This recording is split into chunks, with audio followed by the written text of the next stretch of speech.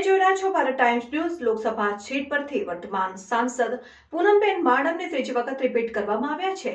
પૂનમ માડમ હાલ જામનગરથી ભાવનગરના સાંસદ છે। તેઓ છેલ્લી 2 ટર્મથી અહીંથી સાંસદ તરીકે ચૂંટાતા આવે છે।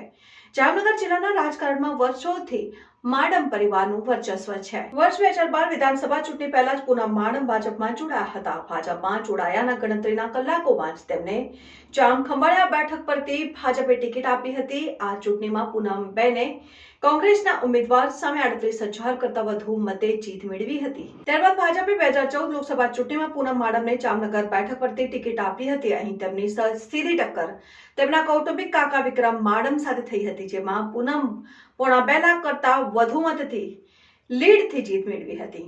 2019માં પણ પૂનમ માડમનો જામનગર લોકસભા બેઠક ઉપર વિજય થયો હતો। જોતા રહો ભારત ટાઈમ્સ ન્યૂઝ।